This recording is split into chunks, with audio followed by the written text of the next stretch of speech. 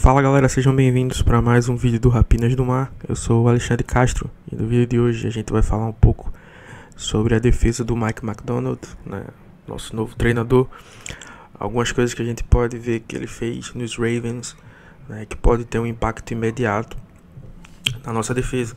Hoje eu vou falar mais especificamente sobre as coberturas. Isso aqui vai ser uma série de vídeos, então a gente vai ter outros episódios sobre essa análise tática. Então espero que vocês gostem. Então vamos lá. Primeiro lance aqui é um disfarce, né, de marcação. Vamos ficar aqui de olho. Tem um primeiro motion aqui. A defesa dos Ravens está se organizando. Primeiro motion do Juszczyk. E aí o Christian McCaffrey também vai no motion. E aí percebam a movimentação do Patrick Queen. Então parece que o Queen vai seguir o Christian McCaffrey.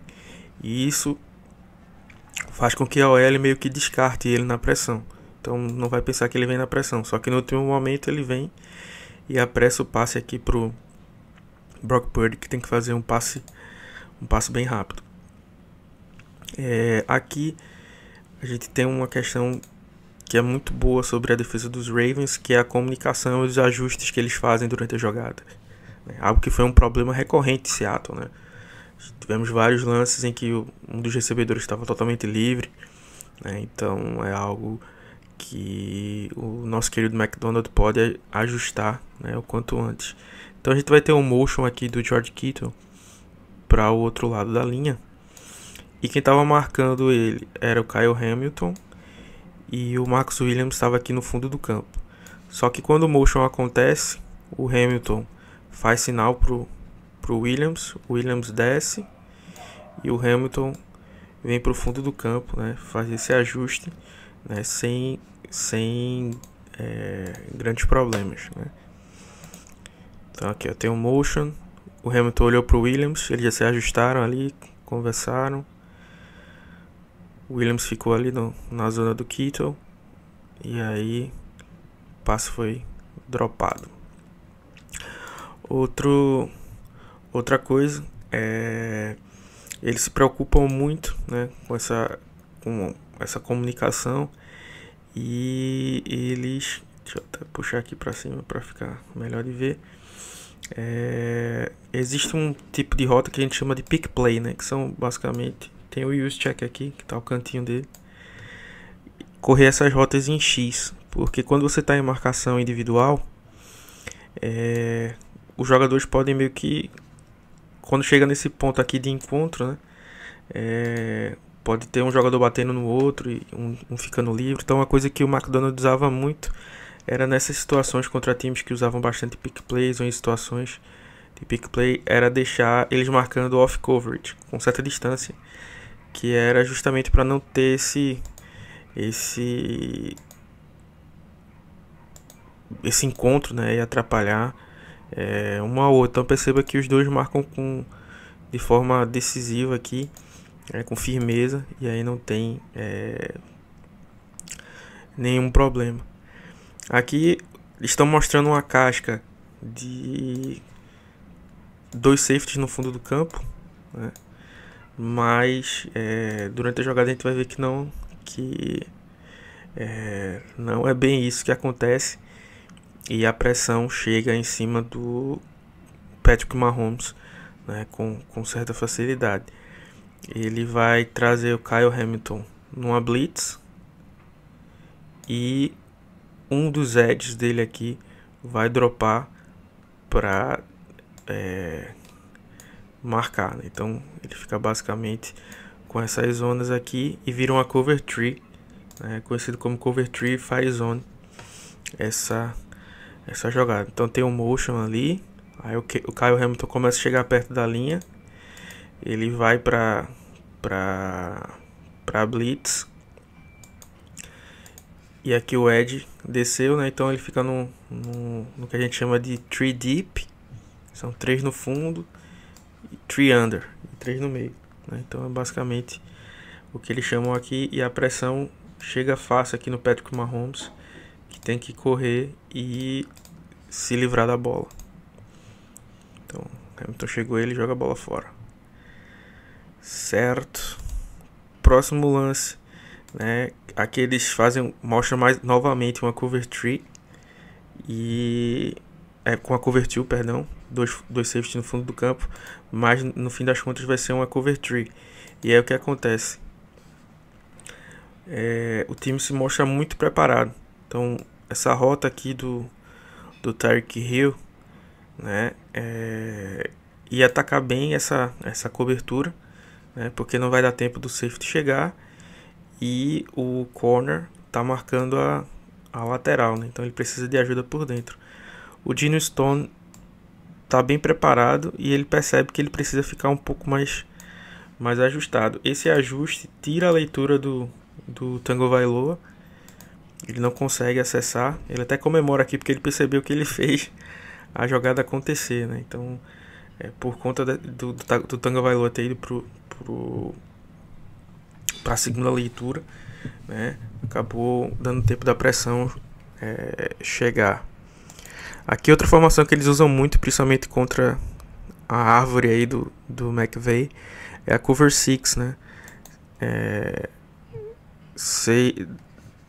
Esse nome que fica no final, né? Cover 1, cover 2, são quantos jogadores ficam no fundo do campo, né? Então se tem 2, cover 2, se tem 4, cover 4.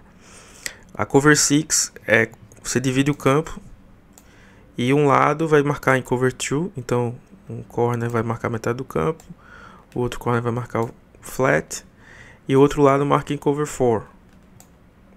Então esses 50% ficam divididos entre ele, cada um com 25. Então isso é uma formação que a gente não chamou tanto ano passado e esse ano pode ser bem mais vezes chamado. Aqui outra coisa que ele faz bem como a gente já falou algumas vezes, é disfarçar o tipo de cobertura que ele está chamando, né? Então aqui ele tem vários jogadores no front, então parece que vai vir uma blitz pesada, uma cover 0, que como a gente já falou, né, o número que vem depois é quantos jogadores tem no fundo do campo. Então cover 0 quer dizer que não tem nenhum, né? Então cover 0 seria cada jogador marca individualmente um jogador e quem não tiver marcando alguém vai vir na blitz atrás do quarterback, né? Basicamente isso é a definição da cover 0. E aí o Geno acha que é isso que os Ravens estão chamando aqui. Ele até faz uns ajustes em cima um pouco antes do snap. E ele pensa que, por exemplo, a chamada da jogada aqui vai ser uma rota out e uma rota go, né? E provavelmente se fosse uma cover 0 isso aqui estaria livre, né? Mas infelizmente não era uma cover 0, era uma cover 2, né? Todo mundo dropa em zona e aqui o Geno Stone está só de olho esperando esse passe ser para fazer a interceptação. Aqui eles disfarçam a marcação homem a homem. O que é que às vezes a gente vê nas transmissões falando, a marcação homem a homem ou marcação em zona por conta disso ou daquilo. Marcação homem a homem é quando cada um está cobrindo um jogador específico, né? Daí o nome. E marcação por zona quando cada um está marcando a sua zona. Então quando tem o motion, né? O Amon-Ra St. Brown veio de um lado para o outro e o Mallet seguiu ele, então dá indícios que você está marcando homem a homem, né? Porque tipo, você acompanhou o jogador. E é isso que o Jared Goff acha que vai ser, né? Então ele já olha para essa área do campo, faz a leitura do campo pensando na marcação em zona, individual, mas era uma marcação em zona, e aí ele perde a leitura, né? Precisa fazer uma segunda leitura e aí a pressão chega e o sec acontece. Aqui contra o mesmo contra os Lions, né, defesa ataque top 5 da liga, eles fazem o contrário, né? Aqui o Jameson Williams vai para o outro lado, não tem ninguém seguindo ele, né? A defesa só se ajusta. Então parece que é uma marcação em zona, exatamente o inverso do lance passado, só que é uma marcação homem a homem. E aí novamente o Jared Goff não consegue fazer sua segunda leitura. Percebam que o McDonald não tem problema em dropar os defensive tackles dele, porque aqui ele não está pedindo para os defensive tackles cobrirem alguém, né? Mas simplesmente essa zona do campo aqui, né, eles impedirem que o passe seja rápido aqui nessa zona. E aí com o Jared Goff tendo que pensar de novo, né, aí acontece o sack. Aqui outra coisa que ele faz bastante é fazer diferentes, chamar a mesma jogada, mas de diferentes formações, né? Então aqui vamos lá, a gente tem, olhando antes do snap, né, um jogador no fundo do campo, então pode ser uma cover 3 ou uma cover 1, e aqui os jogadores marcando no meio do campo. Então, ok, provavelmente o Joe Burrow estava pensando que isso aqui era uma formação com só um safety no fundo do campo. E aí tá perto de acontecer o snap, as coisas começam a mudar. Então, esse safety que parecia que era ser sozinho no fundo do campo, vem cobrir um lado do campo. Esse safety aqui vai cobrir o outro lado. E a gente vai ter um jogador afundando entre essas zonas aqui, que é o que a gente chama de tampa 2. Tampa 2 é uma cover 2, ou seja, dois caras no fundo do campo. Só que qual é um dos grandes pontos fracos da cover 2? Né? Já que tem dois caras cobrindo os pontos do campo, né, 50-50, esse meio do campo fica exposto para o passe, né? Então um ajuste que aconteceu é a tampa 2, que você tem normalmente um linebacker vindo, dropando tentando esconder esse espaço aqui, né? Ficaria como quase fosse 3 jogadores no fundo do campo. Então aqui começa o ajuste, e aqui no caso foi um defensive back que veio fazer essa marcação aqui no meio da zona, né?